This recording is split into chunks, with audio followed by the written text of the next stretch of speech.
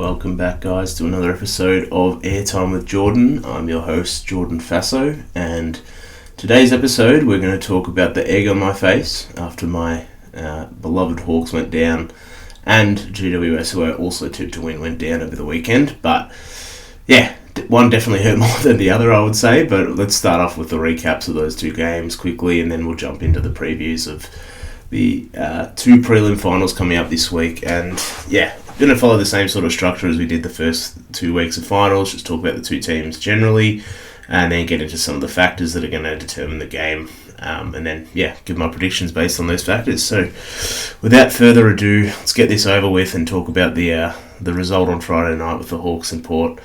So I think, obviously Port really brought the pressure. I didn't really think they were capable of bringing that level of pressure. The mids really started that pressure with Will and Drew, and Rosie and Butters definitely brought the pressure as well. And I think that it really didn't give Jai Newcomb and James Warple in particular any time or space to find teammates outside of the stoppage. And those tackles were sticking from the Port Adelaide side. They had Newcomb and Warple have been sort of walking through a lot of tackles for most of this run, and they weren't able to do that. And credit to Port on that front. They really suffocated the Hawks' transition game, I thought. They kept bringing players forward at every opportunity when the Hawks broke any line with their run or ball use. But that space really was closed down quite quickly by Port, and you saw it with Josh Weddle's ineffectiveness at times. Like, he sort of went for one of his journeys running up the field and just wasn't able to find space and make a decision quickly because the Porter just blocked every lane and had people closing in on him. And I think you saw that a bit with Impey to a lesser degree, and then Carl Amon as well had little influence on this game. And the same as D'Ambrosio. Like, none of the Hawks' key movers from the back half really got going, which really hurt them. And Willie Rioli was instrumental as well, I thought. For the first time in a long time, Dimmer Hardwick probably got beaten on the night. Definitely was not a convincing performance by Dimmer, especially after that ball that he kicked into the back of, I can't remember who it was, and resulted in a goal. I won't dwell on that too much. But then, I thought Jordan Sweet as well was really solid in the ruck, and he broke even with Lloyd Meek, which was a huge result for Port, I thought, as well. Meek didn't really have the same influence he's had on the games in the last few weeks. So I think Jordan Sweet deserves his credit there, and Port were definitely the better team for pretty much the whole night. So can't be too mad at that. They definitely just played better, and I think on to next year for the Hawks. But I will touch on that Ken Hinkley sort of debacle. It definitely got blown out of proportion, I think, even from the Hawks side of things. I think, even from the Hawks supporters side of things, I think it definitely got blown out of proportion. But I think he's fair enough to have a crack at Jack Ginnivan if he felt that was needed, or whatever he wanted to do. That's fine. I didn't have a problem with that in its isolation, but I will say it doesn't really take a lot of gumption doing it when the result was already determined. But the real problem for me was just the lack of respect for Luke Bruce for mine. Like, I couldn't really, if the tables were turned, the Port supporters and fans alike would be, in absolute uproar if Sam Mitchell had done that to, say, Travis Boak if Hawthorn had just won a final, and he was giving it to one of their players, and Travis Boak's getting carted off. I think it's just a poor lack of respect for Luke Bruce in that moment. And the same for Sicily to a degree, but Sicily was defending his teammate. And I think that on Ken's side, it definitely could have just waited until afterwards in the press conference if he felt that strongly he needed to say it. But as Ken himself admitted, the emotions got better of him, so can't do much about it now. I think, that being said, Port maybe should look into giving Jack Ginnivan a part-time job as their motivational speaker if that's the sort of performance he'll drive them towards. But you can probably understand in my tone, I'm a bit salty about the situation still, but I'm going to stand by my comments. I think it was a bit disrespectful from their side of things. But anyway, enough of that circus, and let's get back into the other recap of the games, and that was the GWS Brisbane one. I think that from GWS's side, it's probably one of the most legitimate choke jobs a top 4 team has ever had. To be in front for that much of game time in both of their finals and to lose in straight sets is just a pretty bad performance, really. Any way you look at it, they were there for the taking both of those games, and now they haven't even made it out of the second week of the finals. So yeah, that game in particular was just so jarring to see the switch that flipped for Brisbane with like 10 minutes left in the third quarter or whatever it is, or 8 minutes left in the third quarter. It was just came out of nowhere. It looked like the game was absolutely done, and people were probably ready to turn it off. And I think that it was sort of a reminder that Brisbane's best is as good as anyone's, but as good as they were, I still sort of think that this performance really proved their inconsistency. And as good as that performance was, I don't think that's sort of sustainable, but they got it done. It was one of the best comebacks in history of finals. I think it was actually the second largest comeback from what I read online. But yeah, that being said, their woes in front of goal continued, and at times when they were being beaten soundly around the ball, they didn't have much of an answer as well. So I think it's a little bit of a worry for them going into this week, and I'll touch on that. Their inconsistency is one of the key points in the game preview against Geelong. But just on GWS as well, I worry a little bit for them going into next year. You've got Cornelio, Toby Green, Jesse Hogan, Carl Ward, Lockie Whitfield, Josh Kelly, all guys who are going to be 30 or over.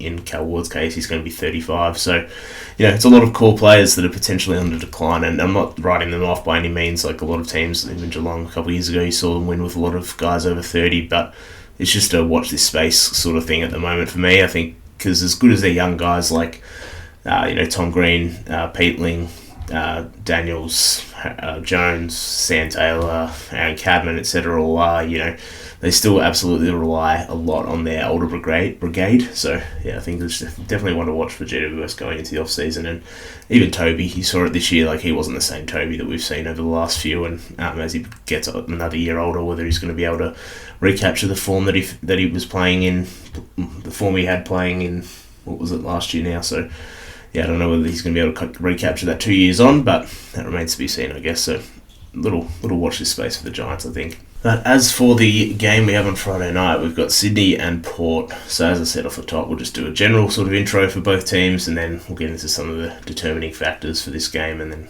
where I think things are going to play out, or how I expect them to play out. So without further ado, it's a pretty interesting matchup, this one, given that the last time that they played, Port won by 100 points. When you look back on that game, though, Sydney was very much an outlier performance, and I think that you can probably put it down to a lack of motivation at the time potentially, and also like the outs that they had at that point in time. There were Braden Campbell didn't play, Joel Amati, who's key to their structure up forward, no Papley, of course. We don't need to say how important he is. No Lewis Malikan as well.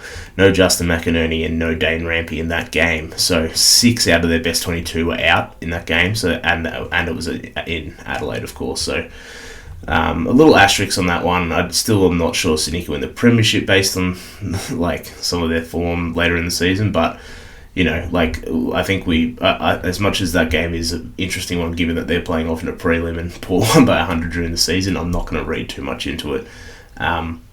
These two teams in particular have similar makeups, with them relying heavily on their midfielders, each team specifically, and then and also having less dynamic power forwards in the goal square at the moment. So, a couple of interesting things there just to note and see how they match up against each other. But on the Sydney side of things, just quickly, so they have had the week off. That might probably helps them quite a bit, especially given Port's intense week against the Hawks. But Sydney as well, they're 10-2 at home on the year, so the SCG is absolutely their fortress at the moment, and it's going to be a tough play for Port up there, I think. And for Port, they won that game against Hawthorn with their ability to score from turnovers, with their pressure being so high. So my question is whether they can bring that same level of pressure again onto a better midfield than they faced last week, especially. So not too much injury news on either front. I think Tom Marshall's been ruled out for Port, so it'll be interesting to see where they go with that.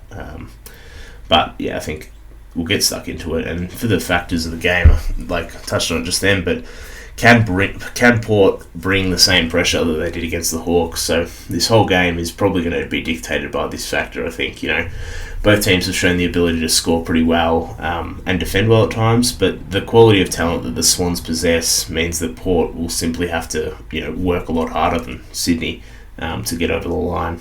It's going to be nonetheless, despite that fact, regardless, I think it's going to be a fun game, being able to see these two midfields come up against each other. You've got big names on either side. You've got Wines, Butters, Rosie, Horne-Francis, Drew coming up against Heaney, Chad Warner, Goulden, Rowbottom, and whoever else goes through there for the Swannies. So maybe Pat Plea something goes through there as well. But it's going to be amazing theatre in the dojo in the middle. So I'm very keen to see these two teams line up against each other there. And then, of course, you've got the ruck battle. So, I think Grundy probably wins out there. But, Jordan Sweet's probably been in just as good a form as Grundy has. Grundy's sort of dropped off as the year's gone on. So it'll be interesting to see if, Grundy can get the job done against Jordan Sweet. But I think for that pressure and, namely where it starts in the middle, if Port are able to bring that same pressure, then they have a chance to score heavily against Sydney themselves. The Swans turn the ball over the fifth most out of any team this year, but are also ninth in turnover scores against. So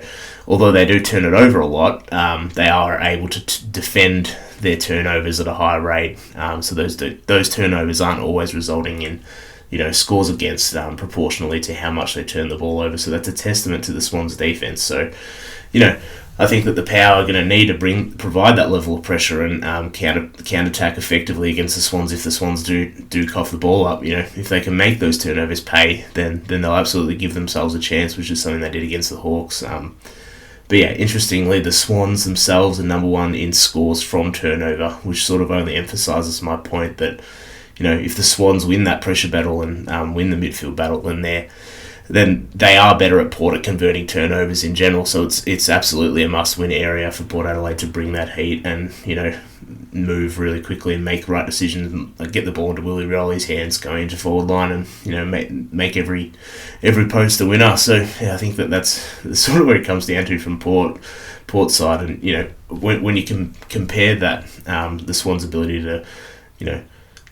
score off turnover with the fact that the Swans are also number two in scores from stoppage, it builds a really potent sort of scoring profile in favour of the Swans, which again, it's just going to emphasise the battle in the midfield. I think if the Port mids are unable to get their hands on the ball and they're not, and then that's just going to lead Sydney to be able to score from stoppage, and if they're not able to provide pressure and force the Swans to turn over, then they're just not going to have any way to score effectively against the Swans at the moment. And like I said, if the Swans are, on their game, then they're going to make it hard, even if they do turn it over to score against for Port. So Port have absolutely got to bring their best here, I think. And if Willem Drew is potentially a factor in this one, he might be able to go to Isaac Heaney. He's probably the closest body type they have to him, and that if he's able to do that effectively and limit Isaac Heaney's influence on the game, that may help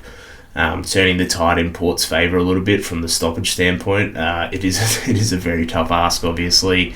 Willem Drew's one of the better taggers in the league and an ability to find the ball himself too, so just because he's tagging Heaney doesn't necessarily mean that you're sacrificing a number at the contest and making it a 2-on-2 or anything in the middle. But I think that he's potentially capable of doing it. It is a tough ask, like I said, but I think that's one way that they can at least get the game back on their terms, and then have Warner and Rowbottom go head to head with Rosie and whoever else is in the middle, Horne-Francis or something. So that gives them a bit of a chance, and especially if Jordan Sweet brings it to Grundy, that's a spot where they can maybe get on top and slow up the Swans' ability to score from stoppage, hopefully. But the issue is as well, with if you are going down that tagging route, is that Sydney have a number of guys that are capable of doing a job on Port players too. You've got James Rowbottom and James Jordan as well, who can make Port's tagging efforts sort of pointless. James Jordan is happy to defend in the Port forward line as well, most notably, which means that Port putting Jason Horne-Francis forward to break a potential tag from James Jordan may not be as fruitful as it is against other taggers, because although Horne-Francis is capable of going forward at times and providing an option up there, I think that when you have a tagger like James Jordan, who is able to defend as well. Chinkota is another one that springs to mind from Carlton. Like he's sort of is a hard player to shake if you're a midfielder like Horn Francis or something, because they're not super uncomfortable going deep or playing that defensive role as well, away from the stoppages. So I think that as much as Port may be able to have that up their sleeve and go against one of the Swans midfielders, the Swans can just do the same, going back the other way and slow up some of the efforts of the Port guys. So as for the expected outcome of this one, I think what it really comes down to for me is that Sydney are at home, they have more talent where it matters, and it sort of feels like Port have played their grand final already last week. But mainly because I just think that pressure that Port brought to the game last week, they haven't really been consistently bringing each week. So I think that they're not able to sustain that pressure 2 weeks in a row. I think, especially without their best kicks in the team as well. Obviously I've talked about the lack of Dan Houston and Kane Farrell. It makes their ability to score from turnover that much harder to capitalise when they do generate turnovers. So even though Sydney as well, like I said, they might turn it over, like Port might struggle just to be able to be effective and turn those into scores. And Todd Marshall out as well probably means that they're either going to go small or leave Georgiades and Radaglia to compete for themselves. Or it's going to be a Dixon or a Ruck type of forward that comes in, whether that's Dante Vicentini again or what, I'm not sure. But either way, if you bring in another tall like Dixon or so, then that's not going to help your pressure factor, is it? So it just sort of feels like there's a bit too much stacked against Port winning here, despite the belting that they had in round 21. But as I said at the beginning, a lot of key players were out from Sydney in that one, and it sort of feels like a bit of an outlier, especially that this one's back at home. So I think we're going to go with the Swannies to get into the granny here, and let's see who they're going to take on, hey? Let's jump into the Geelong and Brisbane game. So let's get into it. So we got, in general, Geelong and Brisbane played once this year. That was in the Gabba in round 6, where Geelong won 37-63. In their favour. So long time ago, a lot of games between then and now, a lot of form up and down sort of patches for both teams. So I don't think that the net can really read much into it. So can't really read too much into that one, I don't think. But on the Geelong side, they've gotten that week off, which will do wonders for some of their older guys that they rely on, like Dangerfield and Cameron, and even Tom Stewart's getting a bit older now, and Blitzarve. So I think those older sort of boys will be pretty happy with the week off. Obviously they've got Tom Stewart coming back as well, who didn't play in the first week of finals, which will bolster what was a pretty impressive selected squad in Port Adelaide, or against Port Adelaide. But I think that's obviously only going to help them. And then just on Tom Hawkins as well, I think it's early in the week at the moment, but it's looking likely that he's going to miss this week, which is definitely for the best. I think, from a Geelong point of view, why would you risk what's been working for them over the back half of the year? And I think Shannon Neal's done more than enough to hold his spot in the team, especially after that prelim. So I think that it'd be silly to bring Hawkins back in. And I mean, the only way I really see him getting back in is if it's an injury in the grand final, and you specifically to Shannon Neal. That's the only real way I can see him getting back in. And for Shannon Neal's sake, I hope that doesn't occur. But I think unfortunately for Tom Hawkins, he might be on the outside looking in for the rest of the final series as a champ of the game. But I'm sure he'd be happy to put himself second in Geelong's pursuit of a premiership here. But I think on the Brisbane side of things, there's a little bit of concerning news that Lachie Neale is dealing with a foot issue at the moment. He has been for the last few weeks, but he's going to play most likely, and although obviously not at 100% by the sounds of it. But like I said a few weeks ago, with the Carlton stuff, if someone's out there, you've got to treat them as they're 100%, and because if not, then that's just on the team for making a stupid decision. And if everyone's dealing with injuries at this time of year, so I think that you as much as that's been a little bit of a news headline today, I don't think that you can read too much into it. I've definitely questioned Brisbane's consistency over this whole year, really, and they've scraped over the line in both finals, I think, due to their inconsistent performances. Although probably two different types of performances, they dominated that first half against Carlton, basically won the game, and then tried their best to throw it away and give Carlton momentum as well at times in the second half, and then Obviously, we saw what happened on the weekend where they just were down by, 44 in the end, and just clawed their way back in and just flipped a switch. But like both things, I don't think you can, like, you'd feel great about if you're a Brisbane fan. Obviously, you're happy to still be in the finals. Like, don't get me wrong, but it's definitely not the path that you'd want to consistently be taking. But I think that they should probably should. Maybe I should start believing that they might be able to bring it each week. But I think I'll stick to my priors here. They haven't really done enough to make me fully believe just yet in terms of their consistency over 4 quarters. But on paper, they absolutely have a significant talent advantage in this one, I think. But the other thing that is on paper is their form at the MCG, which I will just touch on. They're 3-17 in their last 20 at the G, with a percentage of 75.1. So they're not just losing like a lot. They're winning like 15% of the time at the G over their last 20, but they're also getting smashed more often than not as well. So doesn't really bode well for Brisbane having to play down there, but let's get into these determining factors, and I think let's sort of talk about the tale of the two consistencies of these teams. Like, I think that I feel like I know what I'm going to get with Geelong each week. They may not be, every team's going to have ups and downs, but I feel like Chris Scott coached Geelong team. You know what they're going to bring. Like, they're going to show up in a prelim. But Brisbane, who knows? Like, as I said, they have that talent advantage, but especially in the midfield, where I think that. The Brisbane midfield should get on top, especially with Big O, Oscar McInerney going up against whoever the Cats decide is going to ruck this week. But Brisbane have been the number 1 clearance team by a fair stretch this year compared to Geelong, who aren't that far behind. They're only 5th.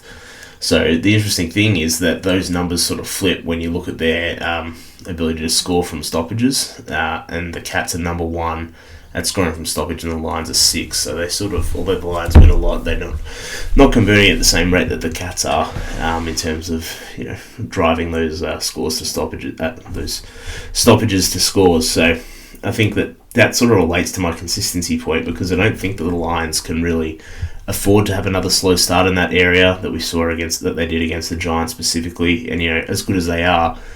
The Lions, Geelong are very close and more potent at generating those scores, just like as I just outlined. So if Brisbane are off slightly, then Geelong will be able to capitalise on that, I think, and especially being a bit fresher than Brisbane potentially after their big comeback down in GWS last week. So my concerns were sort of present when they weren't able to be that consistent team for the best part of 3 quarters against the Giants, and a guy named Tom Green was the big physical presence that they couldn't stop. I think Tom Green really dominated for the most part of that game until whatever switch was flipped in Brisbane. But they had success the previous week, Brisbane, with Dunkley on Cripps, but they weren't able to get the job done against Tom Green in that similar role that Cripps provides. And I think the worry for Brisbane is in terms of using Dunkley on someone who obviously Dunkley can play like a non-tagging role or a head-to-head role with someone, but I don't necessarily think there's that option for them this week, in terms of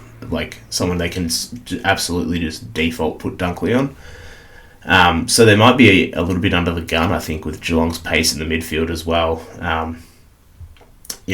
Danger has, obviously, springs to mind there. He's got a lot of power overall and breakaway pace from the contest for Dunkley to get that job done. And, it sort of leaves them with a spot of what do we do with Dunkley? And, can we combat this Geelong midfield? If he's not there to set the tone against one of their players like they did against Cripps a few weeks ago, and then... where's that tone being set from Brisbane's side of things, and where's that consistency going to come from? I'm not saying it's all hinging on Dunkley or anything. I'm just saying as just sort of illustrating the point that they haven't got a default place to start and work off. They need to go and take this game by the scruff of the neck, which they haven't been able to do. And with Geelong's the Dangerfield's power and Max Holmes as well, his introduction into the midfield has sort of garnered comparisons to Chris Judd over the last few weeks. I think a few people have been saying, obviously he's not Juddy, but I think that type of player isn't ridiculous to think of. And whether that sort of power right off the starting blocks for Geelong might just overwhelm Brisbane. And as a point of comparison for Max Holmes this season, for people that don't watch Geelong that much and think that the lack of household names might equate to quality in the midfield or whatever, it doesn't, obviously, as I just outlined with their stoppage prowess. But Max Holmes compares to these guys on this season. He's playing. His statistical profile is most similar to Dane Zorko, Blake Acres, and Zach Butters. So he has a blend of running, power, his ability. He's one of the leaders in bounces per game, and his score involvements and pressure acts are all important parts of his game at the moment. I feel like I've definitely at times underrated him, but after the late season charge and his first final, I don't think he can be slept on anymore. So he just adds another element that Brisbane are going to have to deal with out of the gates in the midfield, and whether they can match that pace and stuff. I don't think they can. Between him and Dangerfield. So when you compare those guys to the Brisbane midfielders, you've got Hugh McCluggage, Lachie Neale, who's underdone clearly, Josh Dunkley, and Will Ashcroft are the main ones that go through there. So, albeit they're all great in their own ways, they are a little bit one-paced. So if they don't get the ball. So if they don't get the ball, their ability to pressure Geelong just won't be there, and therefore that consistency right off the bat won't be there either. They need to really, really go hunt the ball themselves. Because if they don't, they're probably going to get exposed on the outside of the contest, especially, like I said, if they don't show up initially and the Cats get the jump on them. So it's a big week for the Brisbane midfield to start off the right way, similar to how they did against Carlton a couple of weeks ago. Just you've just got to jump out of the blocks, I think, if you're them. And like I said, they don't have that Dunkley matchup to fall back on and limit. It's not like the Cats are, obviously they rely on Dangerfield a fair bit, but I don't think Dunkley goes with him the same way that he goes with Cripps, and that's what got them going in the first final. So, in addition to them needing the midfield consistency, the Cats absolutely do the little things well as well, which really matters, I think, especially in a prelim. You've got for they're fourth in the league for 1%ers versus Brisbane, who are 11th. So they're willing to do the little things that don't necessarily show up on the scoreboard. So just another level of consistency and a benchmark that Brisbane are going to have to bring this week, which they haven't really done all year. And then the goal kicking, of course, is a part of this as well. I won't go into too much detail on this, as I've sort of covered Brizzy's goal kicking woes ad nauseum at this point, but they just can't afford to hurt themselves in this area again. But with all that being said, if the Lions do bring their pressure, they win the ball first and they get it going in their direction, we saw how potent they can be out forward. Their ability to kick a winning score is not debatable. It's just whether they're going to do it each week. That capability is absolutely there. So I think that if they are able to be consistent through four quarters and show up, they're going to be able to score enough, definitely. So I think massive shout out to Will Ashcroft, who, contrary to my general take on Brisbane, is quickly becoming their second best midfielder, probably behind Lachie Neale, and probably their most consistent over the last 6 weeks as well. He's been an amazing performer over that period, and I just love how clean he is, and I really do think that he is he's probably been their most consistent performer over this period. And I don't think he by himself is enough to bring out the consistency in the other players, but he's definitely holding up his end of the bargain. So just wanted to shout out Will Ashcroft, and I just really enjoyed his game against GWS. I thought he was played well across all four quarters last week. So yeah, very, very impressed by him, and especially these only however many weeks back from an ACL injury. So good on him. But yeah, so the next point is whether the Lions can withstand that Cats forward line. So like I said, if they have a slow start, then it just puts their backline under pressure again. So I think that the backline can withstand Geelong's forwards, especially if Dangerfield is doing the damage out of the midfield. And let me just elaborate on that. So you think, Dangerfield's dominating, then doesn't that mean good things for Geelong? Well, yeah, in terms of the clearances and stuff, but the issue is that Dangerfield, I've long thought this, that, he wastes his disposals, and I think that there's a fine line between his ability at winning the ball, and how much he does that, and then, what comes along with that in terms of getting the ball moving forwards and playing into your territory sort of area. But there's a fine line between that and those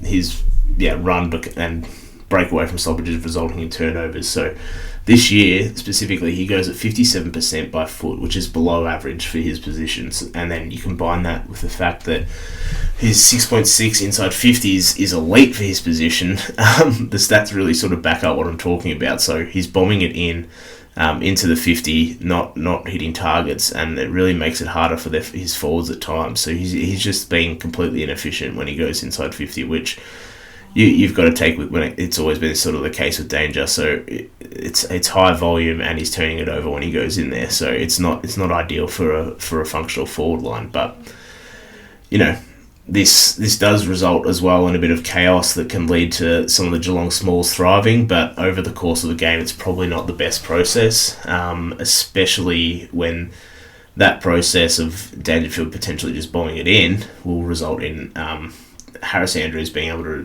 dictate the game and take intercept marks and things like that. Like if that's what Dangerfield's going to do, it really lends itself to what Harris's strengths are. And if he's just banging it in, then Harris is going to have a field day, and the Cats are going to need to rely on scoring from turnovers instead of scoring from stoppage, which they're definitely capable of. They're 5th on the year in scoring from turnovers, but if you're limiting the amount that Geelong are able to score from stoppage, which they've been the number 1 team on the year, which I've stated before, but yeah, it cuts off like a necessary pipeline of scoring if you're able to do that, because the Cats are number 1 team at scoring from stoppage, but if you're cutting that off because of Dangerfield's inability to hit targets and Harris is intercepting, then you're not going to be able to. It's just a huge proportion of your scores they're going to be taken away.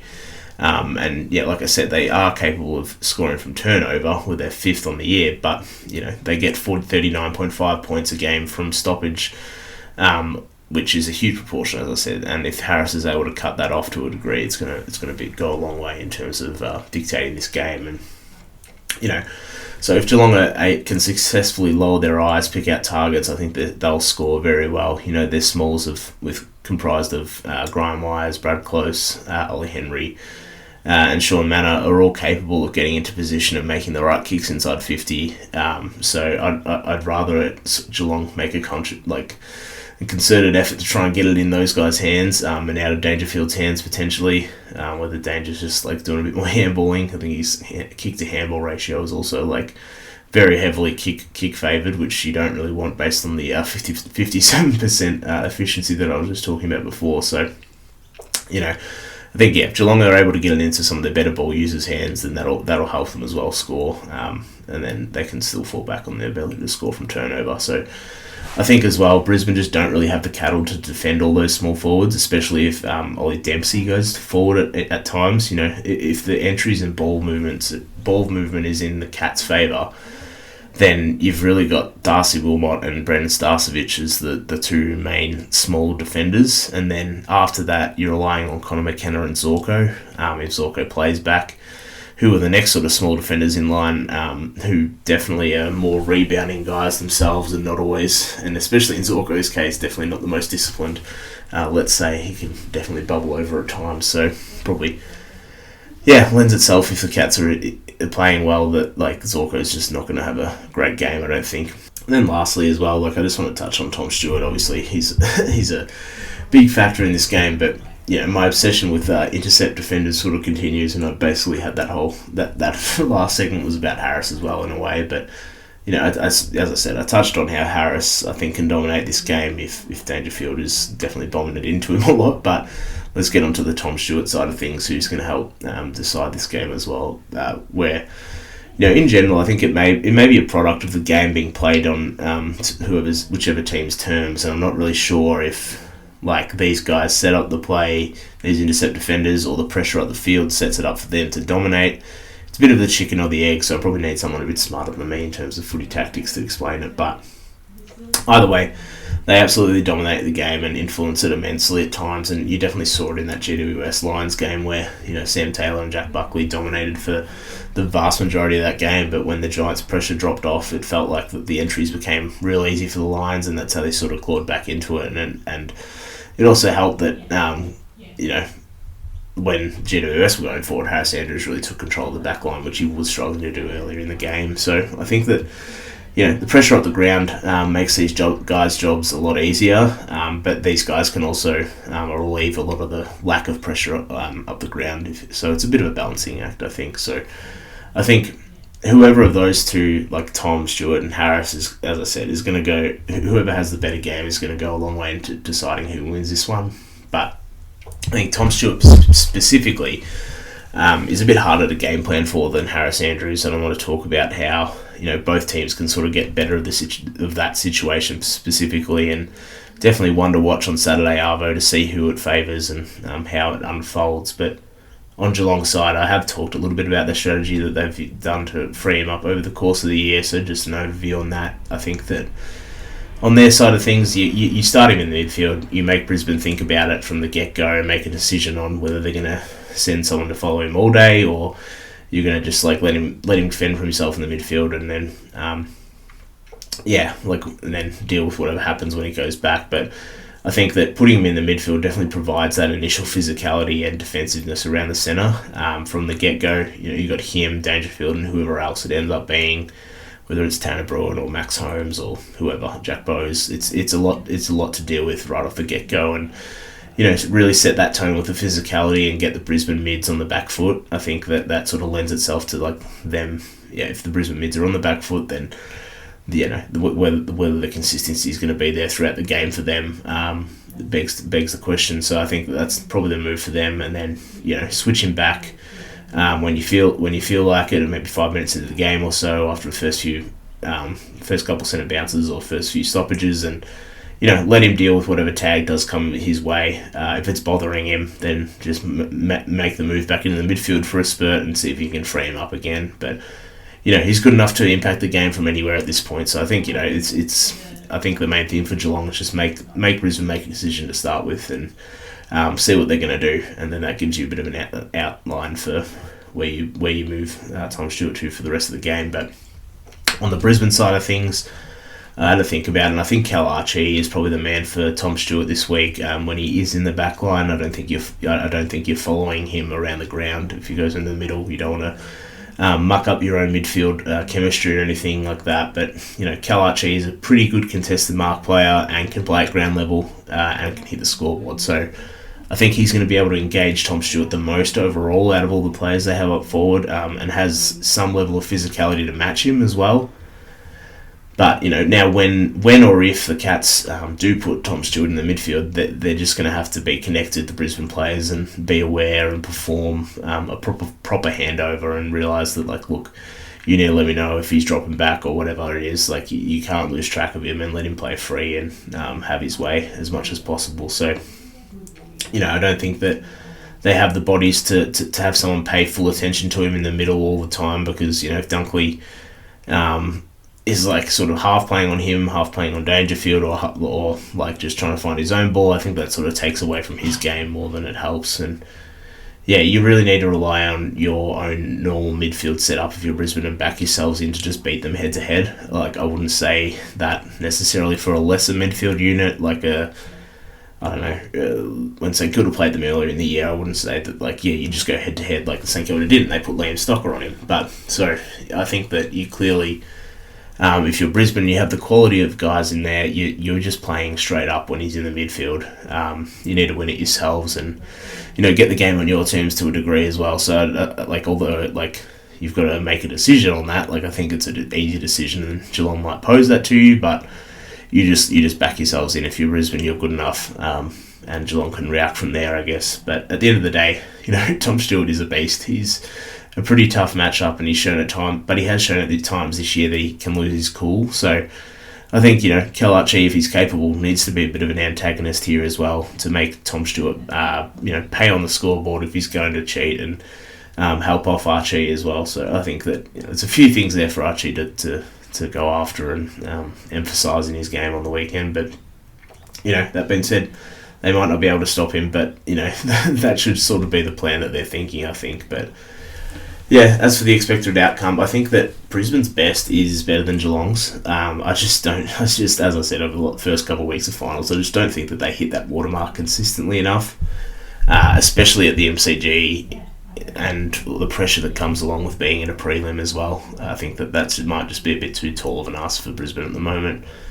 I think the small changes that the Cats can make to limit Harris Andrews' influence by lowering their eyes and such is just lower hanging fruit than Brisbane have in terms of dealing with Tom Stewart. It's just a harder proposition, I think, in terms of the way that Brisbane play and the personnel they have and the challenges that Tom Stewart brings. So I think that's advantage Geelong there as well. I think that, at the end of the day, Geelong do have the best player in this game by a fair bit, I think, in Jeremy Cameron, who, I'm not going to really analyse his game because, and what he can do in the game, because at the end of the day, he may just win this game off his own boot, so who knows. But for those reasons, I'm going to go with the Cats on the weekend, and as much as I've disliked them over the years as a Hawk supporter, it's hard not to cheer for Jeremy Cameron. He is one of my favourite players in the league, so from a Hawk supporter, Geelong, I think you're going to win, so best of luck to both teams, but hopefully I do a bit better this week in my predictions than last. So, yeah. Thanks for listening again, guys, and I will see you next week for the grand final preview, and, maybe we'll do a recap of these ones too, but should be a bit easier than last week, given that Hawthorn don't have the chance to disappoint me. Anyway, signing off, guys. Thanks for listening.